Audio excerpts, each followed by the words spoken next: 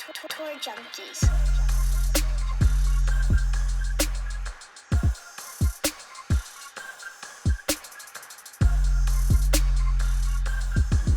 What's going on, golf addicts? Welcome to the 2025 AT&T Pebble Beach Pro-Am betting preview. A little bit of DFS. Our boy Matt Every's going to join us as he does every week. He's got a nice announcement to bring up today. I'm pumped about it. We got the Pebble Beach Pro-Am. Weather looks perfect. 80 players, no cut. We'll get into that here in just a minute. But first, Pat Perry, how we doing tonight, buddy? You good? I'm doing good. It's been fantastic. Are you drinking tonight? Yeah, I am. Sick. Yeah. Oh, yeah, a little beer in here. It's a beer in here. You did not put beer in there. That's a lie. Yeah, there's no way there's actually beer in there. Yeah. You never put beer in your Yeti. I do it all the time. I literally never. I don't even feel like I know you anymore. Well, because I didn't have an ice cold mug, DB. I didn't have an ice cold mug, and so I you know how I like to drink out of an ice cold mug. So yeah, that's what I did. You know what made me want to have a bunch of beers is that golf tournament last week at the Farmers and all the chaos before with the withdrawals and announcements. That the Genesis was going to be moved there, and then you had the field was just crumbling before our very eyes, and you had the wind delay. These pampered Fs. Maybe we'll get Matt's take on that later, and then Harris English. I love Harris English. I really do. He's a dog. I think we've talked to him maybe once. Seems like a nice guy. But how did I saw, was it Feinberg and maybe a couple of, who, other than like Harris English's mom and dad had Harris English on the card last week. I don't even understand what happened. I don't either. I know Feinberg's was like a late addition. Okay. But he did add it before the tournament started. Good for him. I don't know who else had him, but I didn't see it. I mean, what did I miss? Do we even have the stats on him before? Yeah, I'm actually looking at it. He had gained strokes ball striking just one other time. He gained 2 strokes ball striking at the Black Desert to start off his 2024 fall. He gained 2 strokes ball striking there. The last time he had gained strokes, well, I guess that was no, he did it. He did it. Never mind. He did it he did it at the Amex. He just didn't. What was he doing? He didn't. His ball striking is crazy. He didn't pop on any model. I completely misread this, by the way. I'm off to a great start. And he's missing fairways left and right at Torrey, but just like all of a sudden gains 4 strokes on approach, which was his best week on approach since the 2023 FedEx St. Jude. That was the last time he had gained more strokes on approach than he did at the Farmers at 3.91. Of course, he putted the eyes out of it, which he tends to do from time to time. But he just seemingly came out of nowhere to me. I just didn't see it happening. Yeah, I did not. What I will at least pat myself on the back a little bit. I think all 3 of us really should, especially Matt when he comes up here. But we were on Lotto, and Lotto was up there. He was up there in the top 10 or so the whole time. I had a chance, maybe, he kind of filtered out, fizzled out on Sunday, but I got him as a top 20 DB. And so I was happy about that. I almost had Potgeider top 20. Did he finish like T21? Freaking bastard. We had Matty Schmidt on your card. He was up there, but then everybody kind of sucked a little bit on Sunday. It was Ludwig. Like I thought after Wednesday, I was like, this is ball. Everybody did. Everybody's like, okay, well, this is ball game. The robot's got it in control. Yeah. The little wind kicked up and he's not so robotic anymore. Has Ludwig had too much success too early? You know what I mean? Like these young kids these days, they don't have to work for anything. He's young. His jawline is just absolutely out of this world. He probably gets incredible action wherever he goes. Everybody's moms and wives and girlfriends fell in love with him the first week of the TGL. It was all everybody was talking about. He's made all this money. Ryder Cupper. Is he, is that good for a young guy? Or does he need to grind it a little bit? Like dig it out of the dirt like a Luke Clanton? No, I think he's fine, DB. I don't think you need to worry about Ludwig. I think he's going to be just fine. He doesn't have a major yet. Colin Morikawa came out the gates and won a couple majors within a few years. Ludwig hadn't done that. And so I think he's going to grind and he's going to do all the things. But it was a little disappointing to see him falter like he did. But Clanton had a decent week, by the way. He did. But see, I told you I wasn't going to really talk about him at all. And that's what happens, So technically I had a hand in this. What would you put the odds of Luke Clanton winning on the PGA Tour next before Ludwig wins on the PGA Tour? 50-1. That's long. I would make it shorter than that. I would make it shorter than that. To actually win, to close the door, the kid's a stud. I think it's coming. All right, that's enough about the Farmers. We're gonna get moving here. Before we get to Matt Every, we got to talk about the Tour Junkies going overseas, and we want you and the people to come with because it's going to be an absolute banger. First of all, the last time me and Pat were overseas playing on a nice little golf trip, it was Scotland, and the tales we can tell from that trip just unbelievable. But also, when you think about the last listener event, golf event that we did in 2022 at Golby's Cup in September of 2022, it was one of the most electric events we've ever been a part of, much less put on. It was definitely the most we've ever put on. Everybody loved it, had an incredible time. This time we're going big, baby. We're going to Ireland the week after the Open. Tony, if you'll scroll that website a little bit, show the people. Now, if you want to get the double occupancy room for 4,500 euros, I looked today, it's only about 4,700 bucks. And that takes care of a lot of things. Look at what it takes care of. First of all, we're going to play 5 golf courses in the top 30 in Ireland and 2 in the top 10. It's going to scroll down there to what's included, Tony. It's going to include all your accommodations, your golf course fees and all that stuff. It's going to include your lunch, I think maybe 2 lunches, a group dinner, a welcome pack, all your transportation between hotel and everything. We're going to do a live podcast recording with listeners and all kind of fun stuff there. That's going to be great. The only thing not included, you got to pay your caddy fees, your tips, obviously your flights and meals that are not listed on the website. By the way, you can check out this website if you're watching on YouTube. Everything is in the link of the podcast and YouTube channel. You can go by yourself and get a single room. You can split a room with somebody, and you can even bring a spouse, a significant other, whatever you want to do. There's a non-golfer rate that takes care of everything but the golf. So if you go to that website, click the link in the description, give you all the details. But here's the thing, Pat, we have to have this thing, like people have to be booked in April, right? Mm-hmm. Yeah, mid-April. Mid-April? By tax day, which is easy to remember to me because, everybody gets a refund, right? Yeah, you're going to get a refund. Save your refund.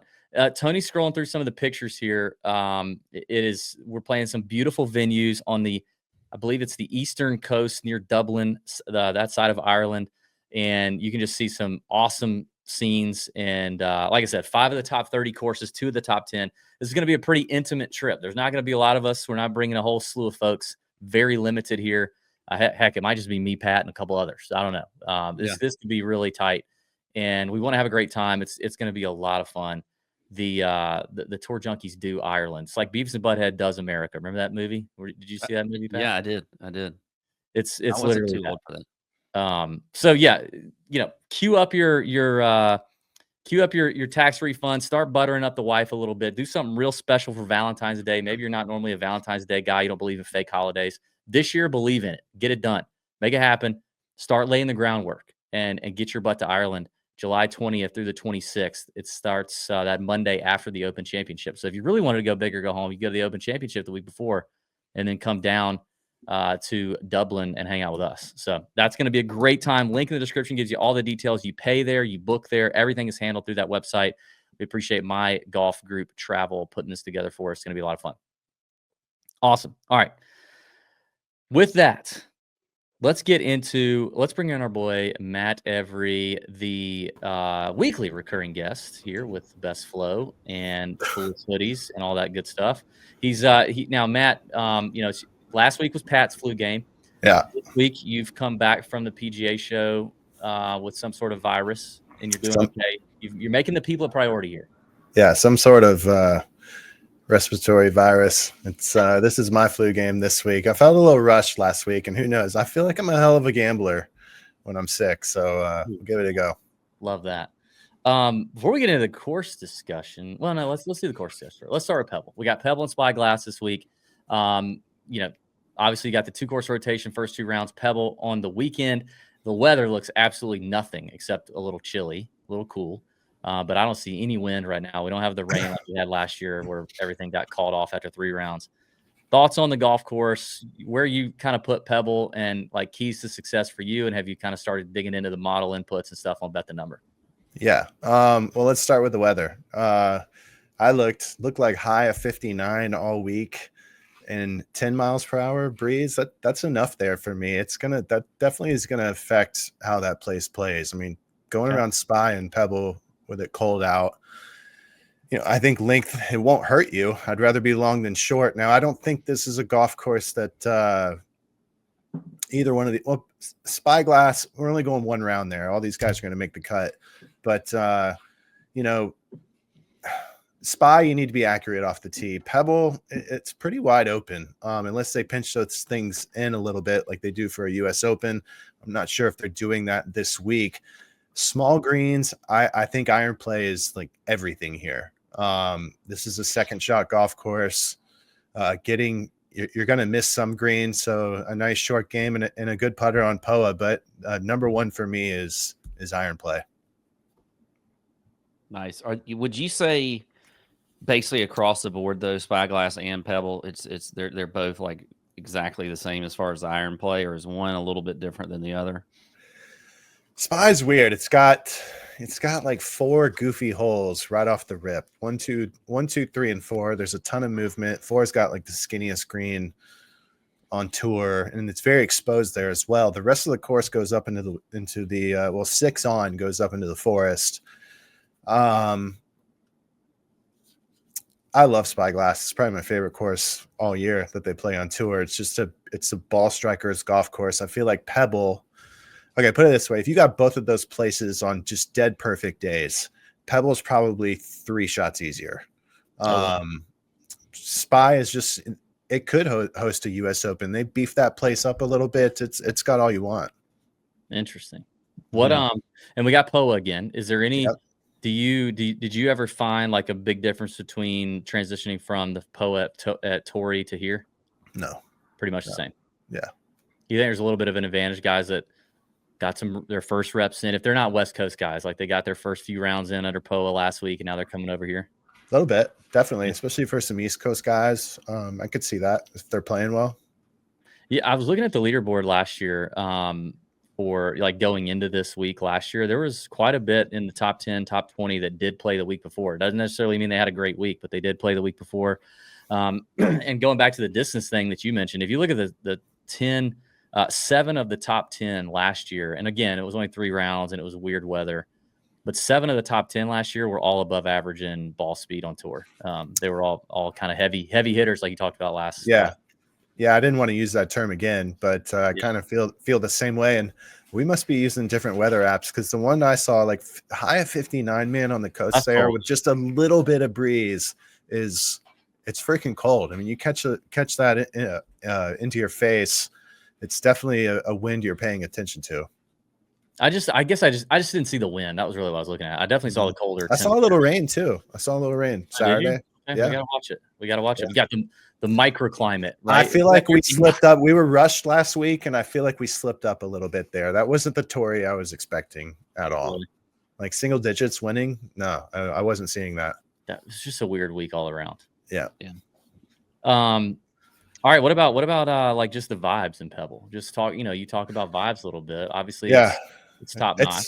It's the best. It's a great week. They got all kinds of like high end functions at night. You have Carmel and what's the other town on the other side of the gate? By the way, did you go to what? Did you go to the Third Eye Blind show last week? No, I was too sick to go. I totally would have gone though. Dude, I saw somebody post a video of the PGA show, and they're like, "Man, if you're looking for your husband and he's in his like 30s to 50s and he wears a lot of Peter Millar or Live Forever Golf, if you can't find him, he's here at the Third Eye Blind show." I mean, it was like moth to a flame, and they showed a video, and all these guys were like holding their phones sideways, video in the. Yeah, it was awesome. I would have gone too. A couple buddies that went, and they said they knew every word to every song. Wish you would come out. Right. Was it inside where the PGA show is? Dude, it was like 80 yards from our booth. Dude, what if y'all restarted COVID at that show right there? Like, what if y'all might have? I have heard of more people being sick in the last 2 weeks than a long time, dude. Yeah. Like 2 weeks from now, Trump's gonna be at the podium. He's like, there was a super spreader event at the PGA show. Mm-hmm. It was a Third Eye Blind concert. Yeah. What's the hotel that everybody goes, the bar that everybody goes to? What's that called? Rocks. Oh, That it happened there lobby bar too. or the piano, or what do you call it? So, hey, what's the name of that bar at PGA show? Huh? The Hyatt bar. What is it called? I don't know. It's the Rock. I No, swear. it's not like the Bird's Nest or something like that. No, That's whatever. It's yeah. The super spreader would have transitioned from the PGA show over into there. Yeah. We've done some damage at that bar a couple times. Oh, really? Do tell. Yeah. Well, we don't remember, but I just know there was damage. Oh, okay. Yeah. It was a few years back. You don't remember because it was so long ago, Matt. Yeah. Not because like we didn't. I got you. Our last PGA show was like 2019 or something. We went 3 years. This is like 4 years in a row, and I dread it like every year, to be honest. It's a long week, and standing up for 8 hours a day, not moving. Did you walk around? You walk around a little bit? I walked around quite a bit. What's the weirdest thing you saw? There's like that section where they put all the weird, like all the real. There's a ton of there's a lot of booths you walk by and you're like, man, what are you guys doing? Like, I saw a driver that was like a counterbalance, like it was like the lab golf theory, but with a driver. So the shaft like went into the top of the head. Yeah, gross. Yeah. Man, we saw some wild stuff there back. A lot of dudes. A lot of dudes. Yeah.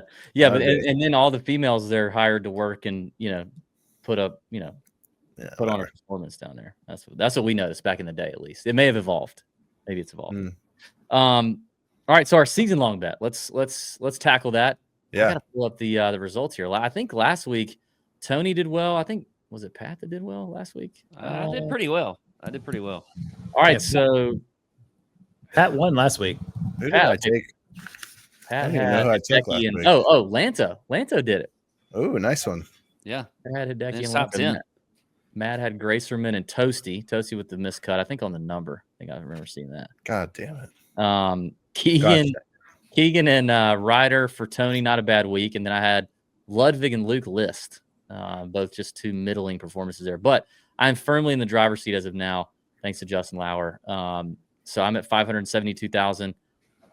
Pat is at 332,000, and Tony is at 198, leaving Matt Every in last place currently at 103,000. Jesus, clean it up. So I got first pick this week. You have first pick this week. We're taking, since we have a shorter field, we're taking one player still shorter than 50 to 1 and one player longer than 100 to 1 this week. And yes, Mr. Every, you have the floor. I am going to use my 100 to 1 first because I have a feeling you guys are probably going there. I'm going to take Mark Hubbard. Hubs. 120 to 1. What do you like about Hubs here? West Coast. He's a West Coast player. Good form right now. It feels like a good spot and decent results here as well. He's got to be a great pro-am guy. We've spent a lot of time around him. Yeah, that guy's all time. That guy is all time. I love him. Mm-hmm. His ball marker. Do you know his ball marker? No, what is it? We won't tell you. But if you see it, when you see him out in Phoenix, ask him about his ball marker. Okay. All right. So Mark covered off the board. I don't mind it. What's his number? What's he at? 120. That's what he was when I was looking at this. Okay. So that means we go to Pat, his first pick. All right, sweet. I'll tell you what, I don't think this guy's gonna win because I just don't see it happening. But I'm going up. But I'm going up top with it with just a consistent Pebble Beach, always in the top 15. Patrick Cantlay. Ugh. I know it's gross, but I mean the guy's finished. Here's his last 4 starts here: T11, T3, T4, T11, and he's coming off of a T5 at the Amex. Do you think the artificial turf at the TGL is going to throw him off a little this week? Well, we'll see about that, and then we can create that narrative, Matt, when it happens. Like by the way, Boston Common is minus 195 tonight against Kisner's team. Are you guys on that? On Boston Common? Are you just going to lay that? It's a short-term investment at 190 minus 195. I think they probably win easily, but I would not. I'm not really. I'm not doing 195. I'm Wait, not Kiz didn't get cut though. No, he's playing tonight. Playing tonight. Him, Don't they Tiger, have four- him, wait, Tiger, and Tom Kim versus Rory, Keegan, and I don't even care who the other guy is. This is the classic. This is classic, though. I'm just telling you. This is the simulator's all jacked Who's up. up? God knows what's going to happen. What's happening right now? Isn't that going on live now? It is just started. I think it's even. Yeah, like that's just too much juice for me in an event like this. I Okay, don't. fair enough. Fair enough. Sorry, I interrupted. Let's carry on. No, it's good. That's good. Pat, you have your second pick, right? I'm back to back. No, Yeah. no. A snake. It's a snake. I know. So Matt, then Pat, then Pat. He's on the end, right? Or no, that's not how we do it. Oh yeah, it goes Yeah. around to you. Oh yeah, my Yeah. bad. Okay, me. Come on, Get get it together. I don't know what I'm Are you sick? I What do really you have? I really like I don't like this guy personally, but I think even though he's not won in a long time and it feels like he should have, and I think he's kind of beta, I think Morikawa is the dog to hunt this week. So I'm going Kawa. I'm going to take him. I'm going to go ahead and get him off the board. I love the iron play. Cali kid, bunch of runner-ups and no wins. I think he actually gets the win this week, and he's my favorite up top. Leaving Scotty on the board. So now it's Tony. All right, back to back. Surprisingly, I'm going to leave Scotty for whoever else. I'm going to go Ludwig with my 50 to 1 or under, and coming back around, I'm going to go Stephen Yeager. Ooh, coming Right back. right at 100. Yeah, good form. Coming off a strong. Was that the Sony? So Yeah. like him. Putter scares me a teeny bit, but Sure. All right, so I'm going to pick my bomb here at 120 to 1. I was tempted to go back to the well with my boy J-Lo because he's done me right. I know he's feeling good. I talked to a member of his team a couple weeks ago. Some of the mental work he's been doing has paid off nicely, so I'd love to see that for J-Lo. I think he could play well, but I'm going to go with the guy who's got him a U.S. Open victory here, and that's a heavy hitter as well, who opened up the year T16 at the Sony Open. Give me Gary Woodland at 120 to 1. I think that's I think Woodland at a bomb number. I mean, that's a long shot for a guy who could actually close the door and win one. So I'm going to go Gary Dub. Wow. Why did he withdraw last week? I think he was part of that contingent. Matt, can you talk about that? Why do all these guys who knew they were going to play the Genesis like withdraw from? Maybe they saw the wins and they were like, "This is going to be a brutal week. I got to play Pebble the next week. I'm going to be out here for a while now." And I don't know, man. That's weird to me too. I'm digging there. They still Willie Z, I know withdrew, but he was sick. I heard he was sick. Like he was at the had PGA show. Maybe he was at the PGA He show. was at the Third Eye Blind He's concert. always- Like, God, I Yeah. can't do this. Matt probably coughed on him a couple times. I trying mean, to you get have PGA show. All right, I hate to go back to this, but you have PGA show, the Rocks Bar, whatever it's called. We don't know yet. What is that bar and called? a Third Eye Blind concert. It's like the Bermuda Triangle of sickness, right there. Yeah, it really is.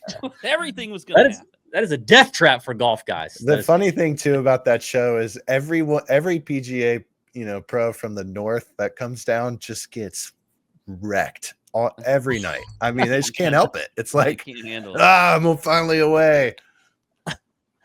I'm out of the house for winter. Yeah. Yeah. Is All it right. my pick? Where were No, we? it's my pick. My pick. Okay, sorry. All right, I'm going with a guy. I loved him last week, and I don't think I talked about him a lot on the show, but I did have him in some DFS, and he played fantastic. Finished second. Sam Stevens got into the field off his finish last week. He gained 10 strokes tee to green, 7.5 strokes ball striking last week. The kid over almost 4 strokes on approach. He's right at 100 to 1. I think he's going to shorten actually, but he's at 100 to 1. I'm going to go with Sam Stevens. I'll tell you what, Pat, you just put him on my card with all that. Ooh. And I really like his coach too. Doesn't he work with that Joe Mayo? Yeah, they just said that. They announced that last week, I think. I'm a fan of that guy. I think he knows what he's talking about. We talked to Sam at the Players last year, the rookie thing of the Players. He couldn't have been nicer. He was such a good sport. Really? We kind of played some off-color games, jokes with him, and he was great. Super nice, good kid. Really good guy. So I kind of like that too, Pat. He was on my short list for possible bomb top 10. Why not ride the form for a guy who also, like, he doesn't get in a lot of signature events, and he just earned his way in here with the Aon top 5 thing. So now he's in. It's like, damn, like let me do it while I'm feeling it and make this hay. So I think that's a good move. Me too. So that leaves you. All right. Matt. For my favorite, I had a couple I was going to go with. The way you described Colin, I feel, kind of similarly about this guy. I'm going to go with Justin Thomas at 14-1 this week, leaving Scotty on the board as well. Great form, played decent here last year. I believe he was tied for 6th. Just kind of feels like he definitely has his game back, and when his stuff's really good, he's top 5 guy in the world. He's the other one up top for me that I was debating between with Morikawa. So I'm with you there. I think JT's going to have another good week. All right, so those are the season-long bets. Keep up with that. Keep tracking that. Tony's got us locked down and locked in for that. Matt, before we let you go, big announcement came out finally. I mean, you kind of leaked it out here for week 1, but the announcement came out today that the PGA Tour is going to have 6 gambling feeds throughout 6 tournaments where they got a gambling feed on ESPN Plus. You're going to be a part of some of that. Break it down. Yeah. Tell us what you know, man. That's exciting. Well, first of all, I'm pumped for the opportunity. It's going to be a lot of fun. I know it's a 2-hour-long show, Thursday through Sunday. Like you said, 6 events starting in Phoenix next week. I'll be on that one. It's myself and Graham Dillette are the 2 analysts. And then we have Michael Collins on the ground and Jonathan Coachman as the host. I know they tried something like this a few years ago. I'm not sure if it was at PGA Tour Live, but the players weren't allowed to, we weren't allowed to talk about gambling, bring up any gambling terms. Now we are. So it's going to be a blast. I'm really excited for the opportunity to go on there. I want to have fun with this as much as I can. Look, I'm not an expert gambler, and like we know this is a brutal sport to gamble on, but I want it to be a fun show, and I'm pumped that I get to do it along with a guy like Graham. That's awesome. Yeah, that'd be a ton of fun. Does he still have his beer, Prairie Bard or whatever it was? Is he going to be able to drink that? I think so. Yeah. Have you guys met Graham before? No, but I'd like to. He's freaking rock solid. Yeah, do you remember the DFS beef that he got into on Twitter a few years ago? What? Yeah, but not with us. No, not with us, but with the DFS community. I remember it happening because I made a graphic about it. It was when Mayweather and somebody, it was either Mayweather and McGregor were going to fight or something was going down. And that was a big promo going on. And I remember replacing it, like taking the graphic and doing like Graham Dillette's face with like a DFS something. I think I remember it. He got into it on Twitter with like, we've never condoned this, but like the DFS people who get pissed that you suck or whatever, and you cost them their $10 entry fee. And he went off, and he was like literally he was the bad boy of everybody in the DFS community on Twitter was like, F that guy. Like and now he's on the freaking gambling feed. This is awesome. He's you have to remind him of that. You have to be like, look, there's rumor that you still haven't I bet that DFS community won't forget that. They will not. I can tell you that they will not. I'm gonna try to resurface that graphic. Well, I know it's going to be a lot of fun. That's starting next week, right, for you at the Waste Management? Yeah, next week, Phoenix. It's going to be a blast. I know I think we're camping out on 16, doing like live betting stuff. And then, I don't know, we're having a meeting next week. So whatever it is, it'll be entertaining, I promise. Yours truly hit a live bet on 16 for the PGA Tour's content team last week at the Waste Management for closest to the pin. Yeah, oh, really? That was a good one. In the pouring rain. In the pouring rain.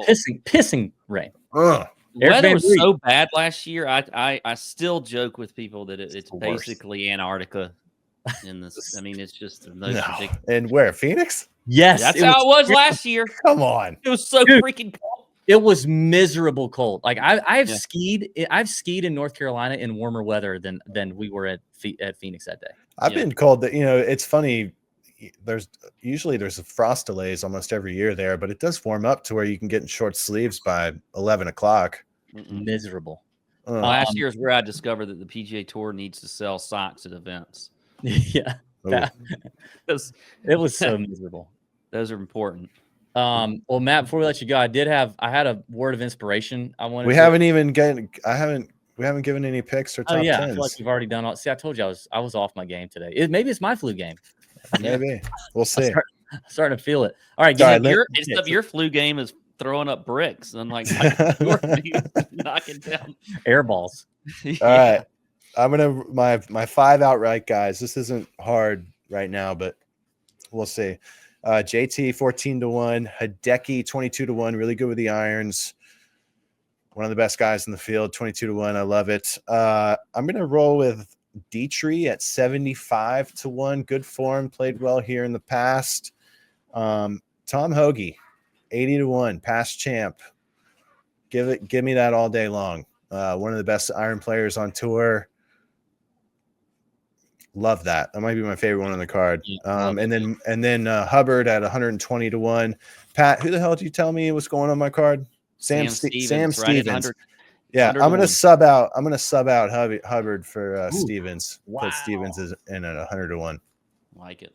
Wow. What conviction? All right, you ready? Top 10s. I got 4 of them this week since the odds are a little juicier. Mhm. Hostler 4-1, Hubbard plus 750, Hodges 8-1, and DB Woodland 8-1 Nukes. on those. Absolute Yeah, I mean, nukes. we just need 1 or 2 of those to hit us. We'll have a great week. I'm gonna call you Matt Oppenheimer after this. That is freaking giant. If even one of those hits, we're in the money. But yeah, all those guys kind of popped up for me too. I love it. I love the Hoagie play. Pat, did you have Hoagie? Because if you did, we can just make this a clean Hoagie sweep. No, I did. I just think Hoagie, he loves this place. It's just a great spot for him. I think you got to have him on your card this week. It feels a little like the SEP number a couple weeks ago. Like, obviously, this field is way stronger. But to me, it's like, God, this guy's won a bunch of times on tour. He's won here. He's, like you said, he's probably one of the best iron players. New dad. He's got the dad spike going. New dad wants the baby to come out on the green like Harris got last week. Yeah. See, I think that's a. By the way, bravo Harris English, and shame on us for not being on him. I heard you guys talk about him a little bit earlier. A guy like him is just freaking one swing thought away from being a stud again. And that's so mad. He is. You guys are up there for top dogs in my book, but Harris English is number one for me. He is. That's sweet. That guy is freaking. Give me some Harris English. Yeah. And Elar is caddy. Absolute legend. Love English. You're right, man. He is so unpredictable though. Like that was so unpredictable. I never saw that coming. He looked, I mean, I don't know. He just. Did you say you only heard of one other guy in the community that had him? I think so. I think there were more than that, but I don't know how. Unless they were his coach and they knew his swing thoughts or something. I don't know. That one came out of nowhere for me. And Pat, are you guys friends with everyone in the community, like other gambling podcast hosts? Not everyone. There's so many now. I mean, really? I feel like we kind of used to be, but yeah, there's so many. I would say the ones though that have been around for the longest, we're friends with. Yeah, some we're friendly with. Douchebags. Some of them are really. So we're not friends with those guys, but they think we're douchebags too. So we're all fine. We're good. Yeah. Good read. Yeah.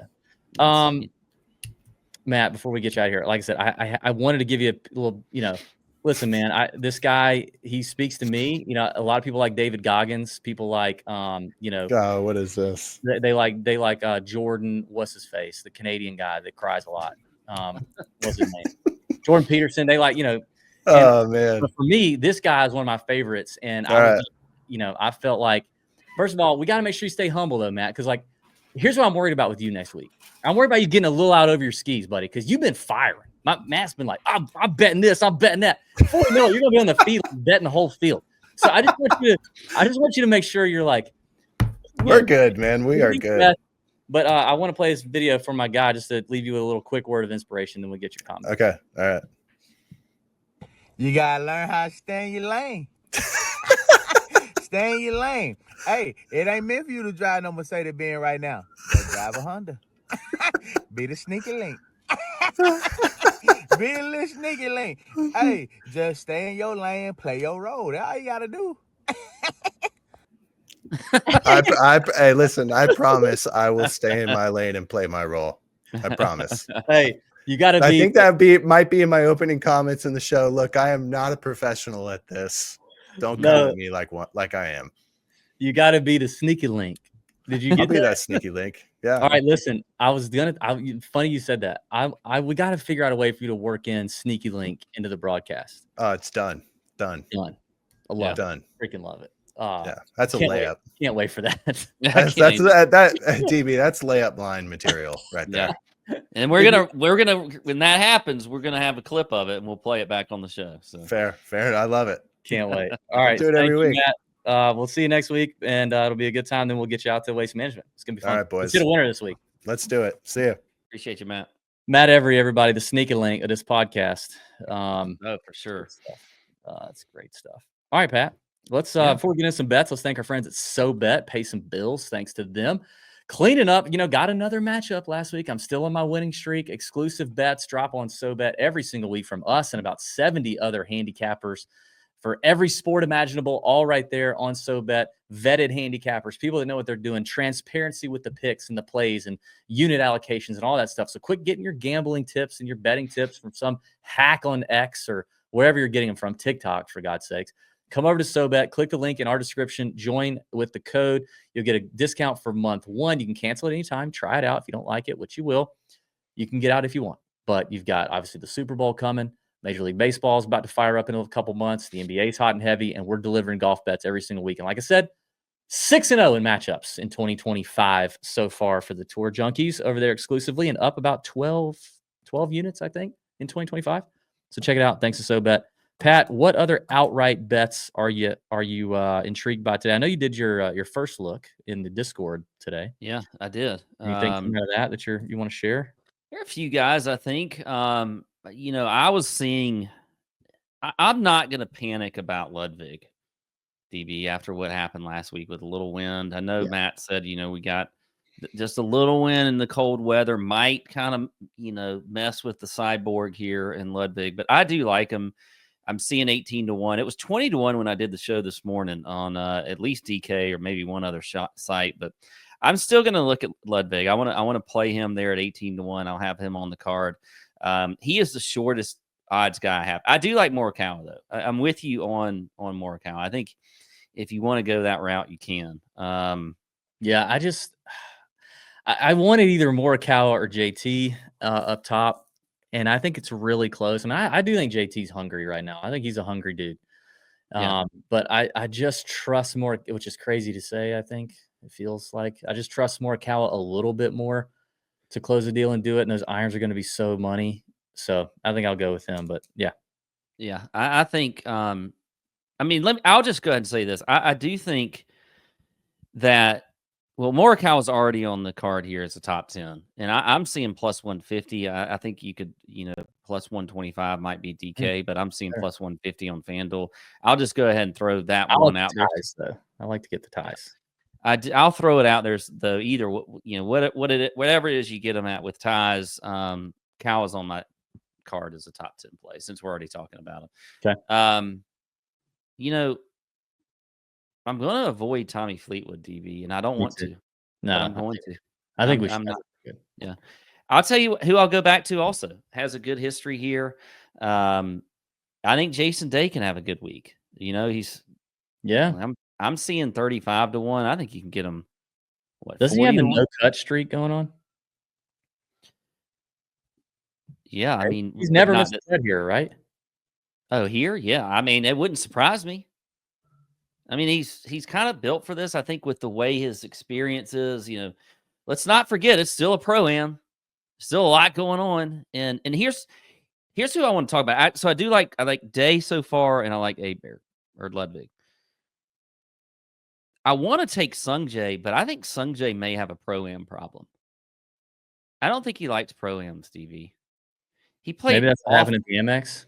He played awful at the MX, and at the Farmers, he totally flipped. We talked about this on the First Look show this morning. We were looking at his stats last week, and it was incredible. He totally flipped. Everything was great last week, and it was just horrible at the MX. Now, I get it. The MX is a totally different course than what we're getting this week, but I don't think he likes pro-ams. He doesn't really, you've walked around with Sungjae. He's kind of quiet. He's not really. Yeah.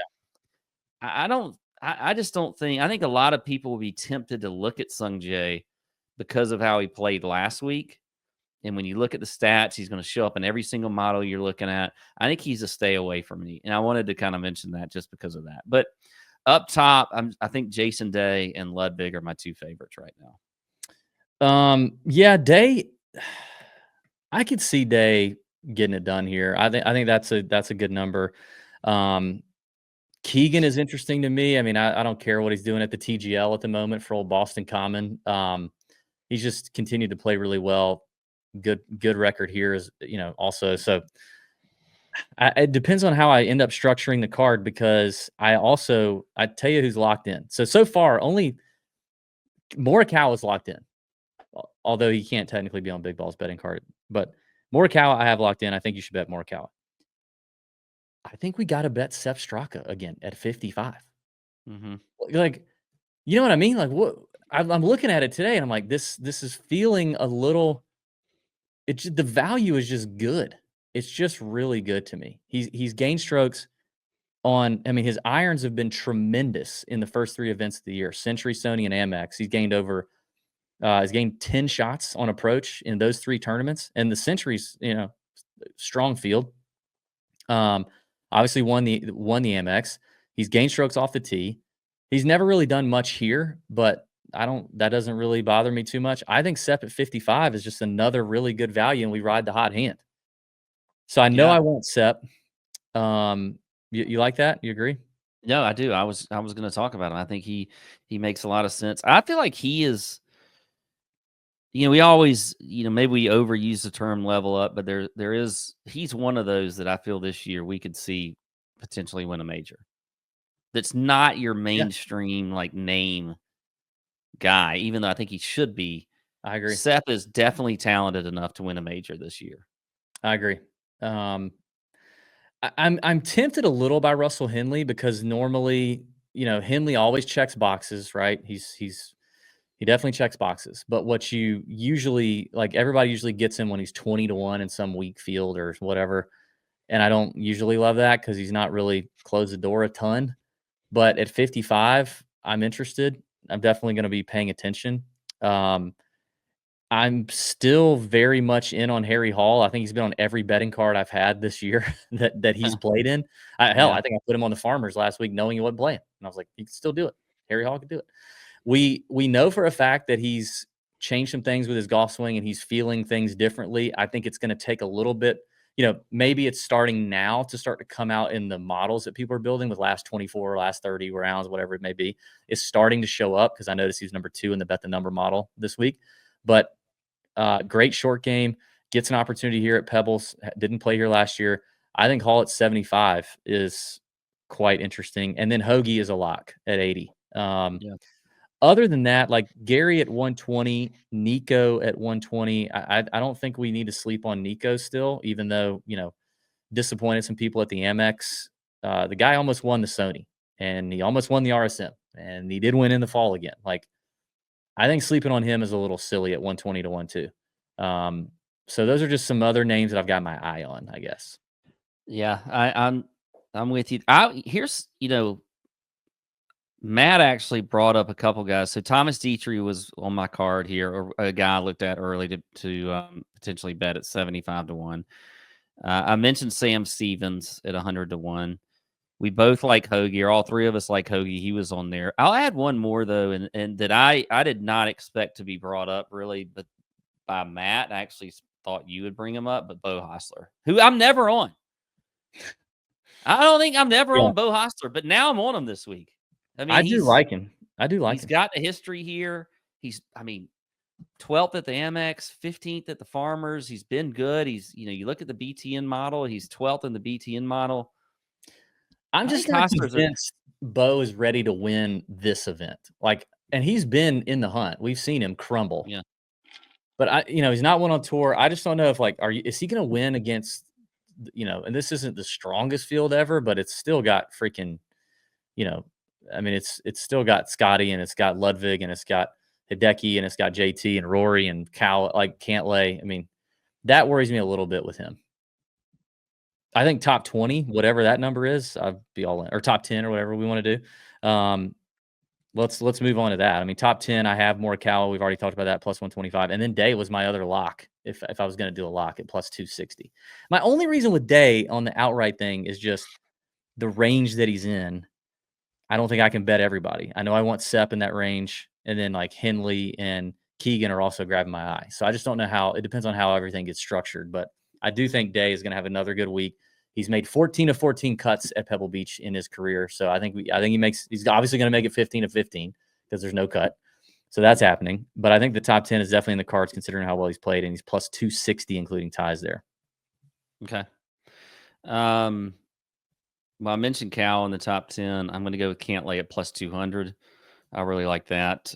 So those are my two favorites. Cantlay and who?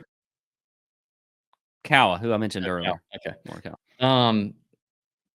But yeah, I was laughing because you said in the private chat, you said great job, gays, to me and Tony. I didn't know if that was on purpose or on accident. On accident, as far as everyone's concerned. You said on accident. You typed intentional. No, I said it. No. Off the record. It's actually funnier. I think it's funnier if it's accidental. It was accidental. I promise you. Okay, who's your bomb 4-1 or longer top 10? You know, A couple of my throws. I think there's a few that you could look at actually in here in the top 10 range. I think I do I want to bet Willie Z here at plus 400. I definitely think Straka though at plus 450 as a top 10 is just a fantastic play. Yeah. And then I'll say Hostler too at plus 500. I mean, that's what I was getting Lonto at last week. It's plus 500. So 5-1 Hostler and in a 4-1 Straka. I love it. Yeah, I felt like Straka and Hoagie at Straka at 4.5, Hoagie at 5 were both pretty wild. I think Woodland, who I've already talked about, at 8-1, and then I'll add Justin Lauer at 10-1. I just think J-Lo he doesn't pop in the model still, but he's actually, not bad from certain, key iron distances. He's obviously a really good putter. He's been hot. He's confident. I don't know, 10-1. Yeah. 80-man field. Just continuing to ride the hot form there. Yeah. All right, that's the top 10s. That's the outrights. Let's get moving. Let's keep it moving. Let's talk about some DFS. Let's talk about some pivots. Just some guys who we think are going to be a little low owned. I don't know how many I don't know where up top is going to shake out. We both just mentioned Sepp, so maybe I was kind of thinking he might be on the border, but he may not be. He actually may be a little more chalky than I thought. I've been a glutton for Taylor Pendrith all season. Not sure where he shakes out either. He's been very solid. I think people will keep playing him, but I'll have my eye on him. Same thing on Henley. I can't quite figure out where he is.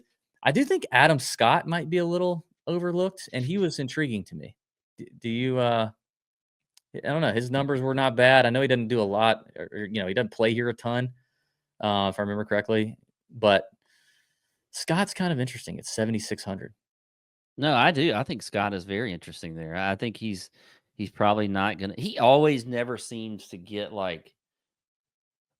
He's never going to get too chalky, but he's also not going to be like he's not completely under the radar where, let's say, he might not be like 9 or 10% owned or something like that, which I'd be fine with.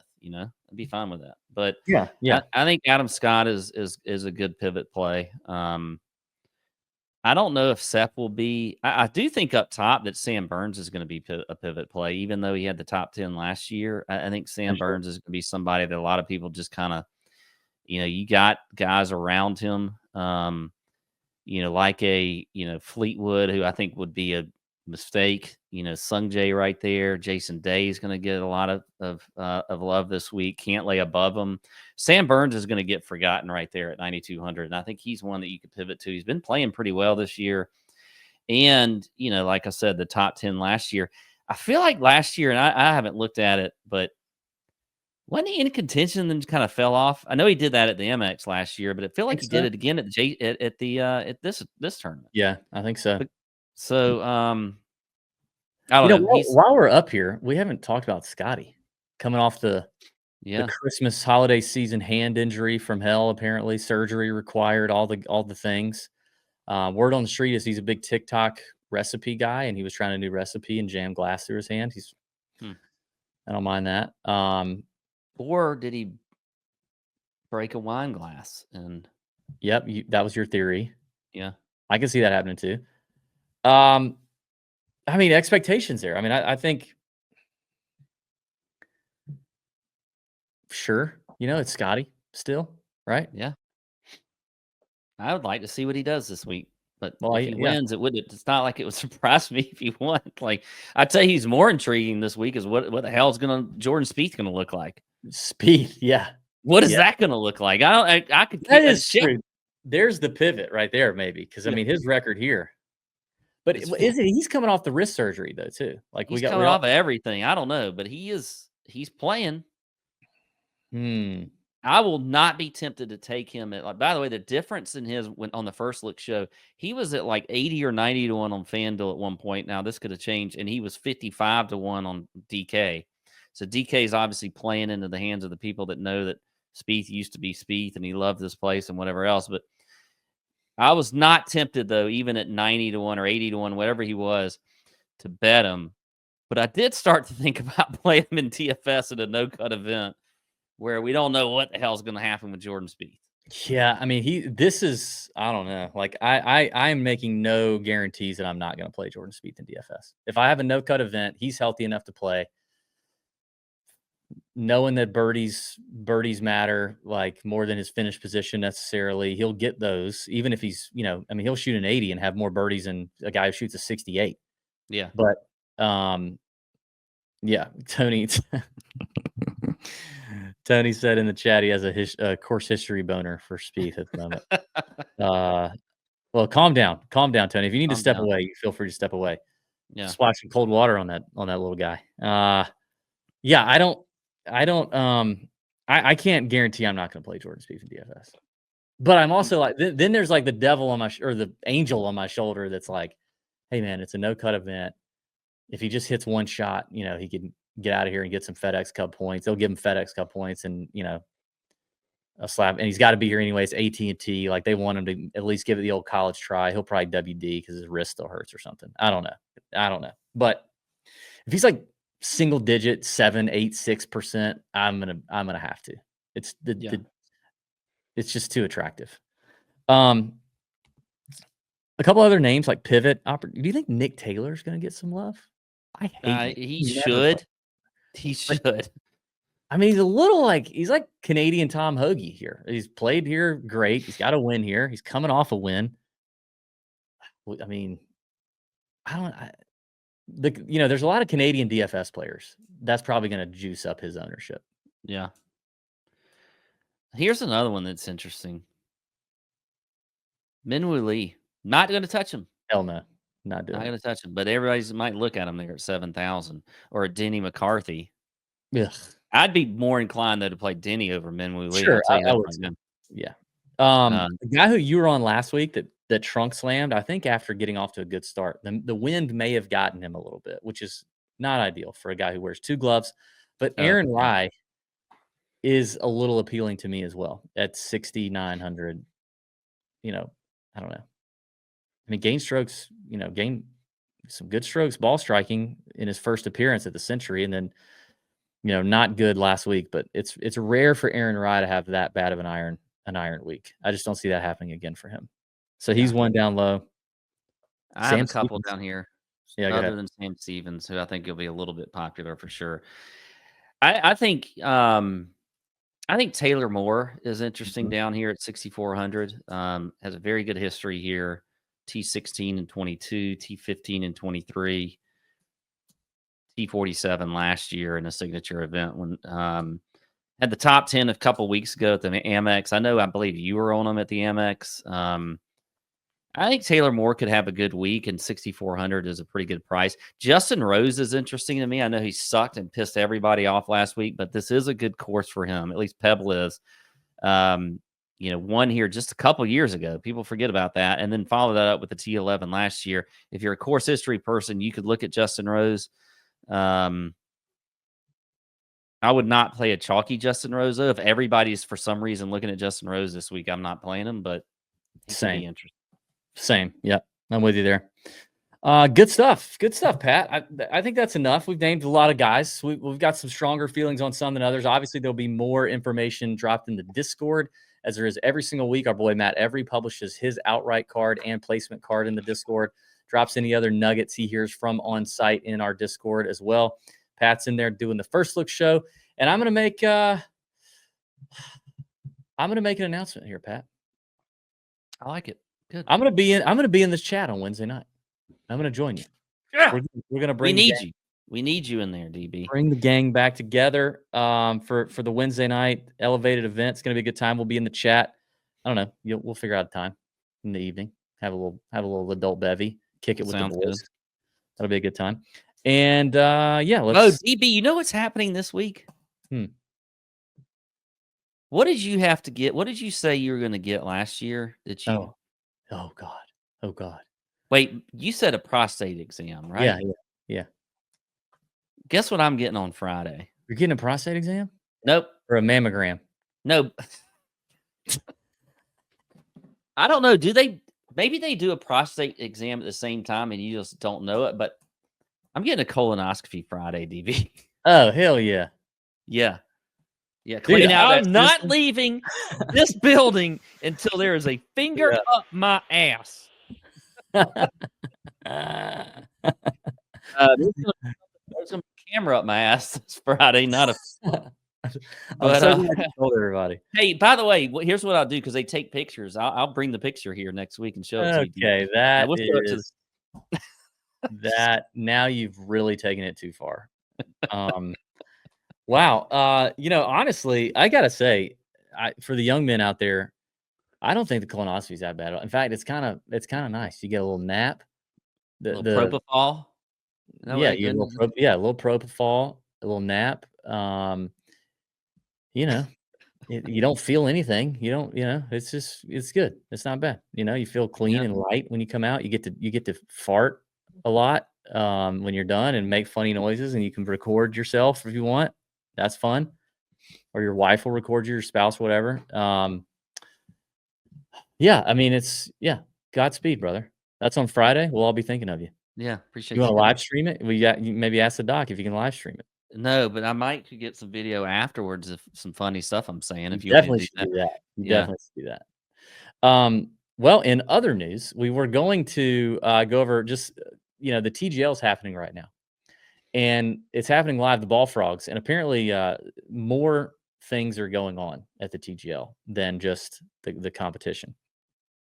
And we're not really a golf news show, but I figured, what else are we going to talk about? Let's wrap up with a couple thoughts on something, because I saw this video last week that My Golf Spy put out, and I had been thinking about this, but I don't know how to articulate it, and I don't know that I'm right because I don't research this stuff and I don't have a simulator at home.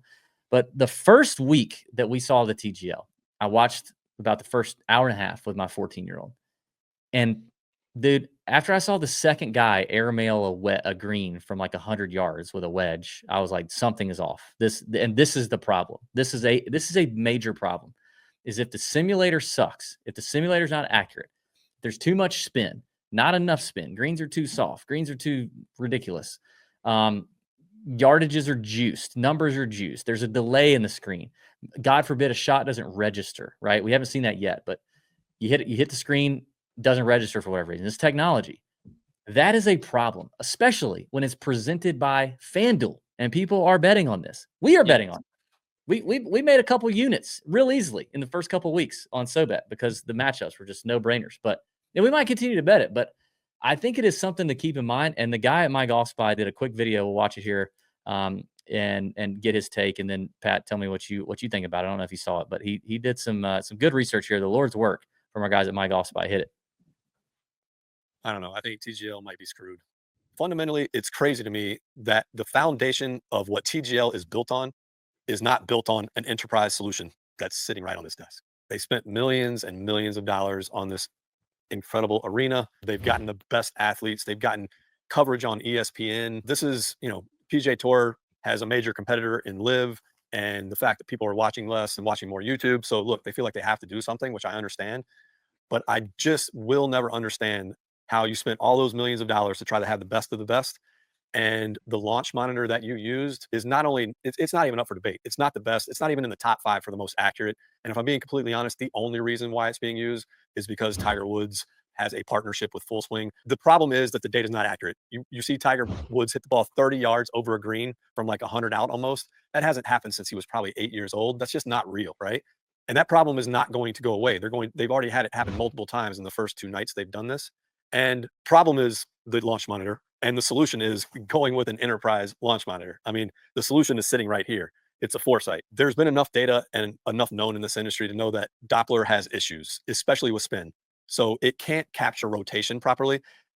End of the day, end of the story, they should have used camera-based system, period. I mean, that's not even up for debate. So if you're guessing at the contact of the ball and you're 20% off on average, everything downrange is going to be affected. Distance, descent angle, all those things are going to be different because it's seeing a number that's different. So in the data world, it's called garbage in, garbage out. They're using Full Swing and Top Tracer. So even if Top Tracer's algorithm is better, it's still getting the information from Full Swing from what we can tell. And if you're getting something that's 20% off, it doesn't matter how good your algorithm is, you're using theirs.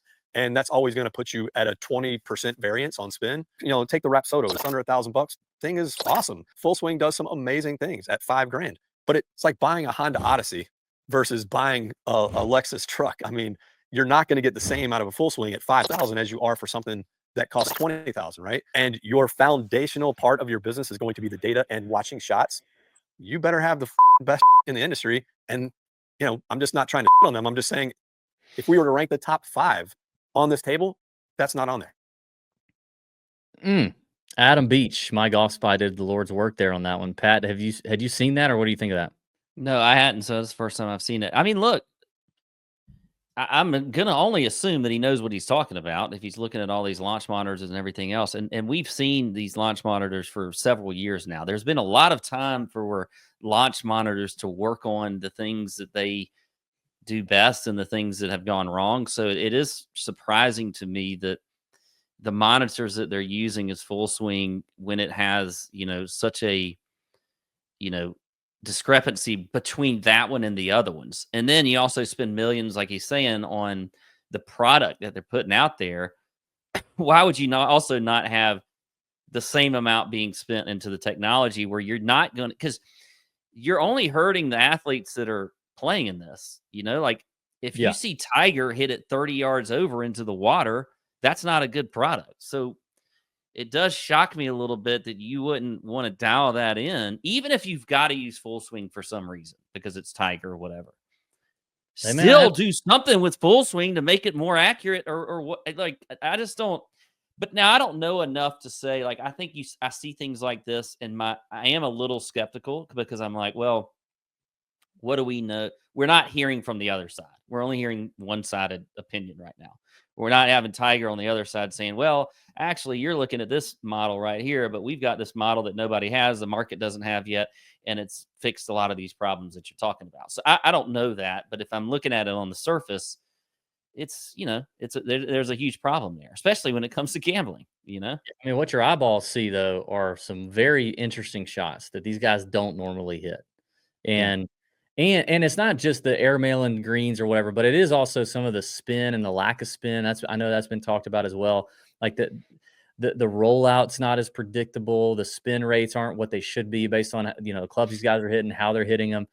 So, you know, and they've obviously had some time to get accustomed to the simulators, but it's just an odd thing at the moment. And to me, if the product is not pure, it's really tough to get behind gambling on it unless you're, you know, that's why, like, the first couple of weeks, it was like just no brainers. You take the underdog, because there's just so many variables that even we can't account for, and golf's already full of variables. So why not take the underdog in a 1v1 situation? But yeah, I think the gambling aspect's interesting. And that guy, that video got a lot of views last week. And the Golf Spy guys, some people love them, some people hate them. You know, it's questionable at times whether or not they're paid or compensated in some way to promote one product over the other. They say that they're agnostic to all that stuff, and they don't do that. They don't take money from those folks. It's been rumored that they do. I don't know. That could be, I don't know. That's a rumor. But yeah, it doesn't, the product on, you know, I lack of a better word, on the course doesn't seem too convincing to me that it's legit. Tony, you have any thoughts? You want to add anything here? Or we'll get out of here with the TGL talk. I haven't paid attention to it once. I've seen a couple social clips. it's just I don't know. There's just something about I don't really want to watch guys playing fake golf, whether it's just even if it's Tiger hitting into a simulator. I don't know. It just the whole concept doesn't interest me unless I am just like the person hitting into a simulator. Like I would get bored doing that myself. So I don't want to watch people. I don't want to watch people doing that. I don't know. As far as like the TrackMan, as far as the distances and stuff like that. Yeah, I mean, my golf spy guy has been around for forever. He does great stuff. So I'm going to take him at his word for that. And then, you do a little bit of digging and you see, okay, Tigers owns or has stake in the launch monitors. And then that just doesn't pique my interest at all. Like even more, it just is like, okay, it's just all a big, not The to get nepotism conspiracy theorists, but runs it's a deep. big ruse to just, put more money in those guys' pockets and whatever. I'm out. Yeah. All right. Yep. Well, just some thoughts on TGL. We'll see how it turns out the next couple weeks. Obviously, what's going on now, we don't know. It's the Ball Frogs versus Jupiter Lynx. That's going down as we speak, as we record this. But listen, thanks for tuning in. Thanks for subscribing. Comment on YouTube. Drop a like if you haven't already. 5-star reviews on Apple and Spotify. We'll be back next week. Waste Management Phoenix Open going down. We'll have Matt Every back to talk about that before he gets boots on the ground there in Scottsdale to do his ESPN Plus coverage. So good stuff. Thanks, Pat. Let's have a week. Bend over your bookies and may your screens be green. See ya. Out. Tour Junkies featuring David Barnett is not an affiliate of CWM LLC. Opinions expressed by the host or guests do not reflect those of CWM LLC. CWM LLC does not endorse gambling or the entities promoted by the Tour Junkies podcast. David is a non-registered representative of CWM LLC, an SEC registered investment advisor.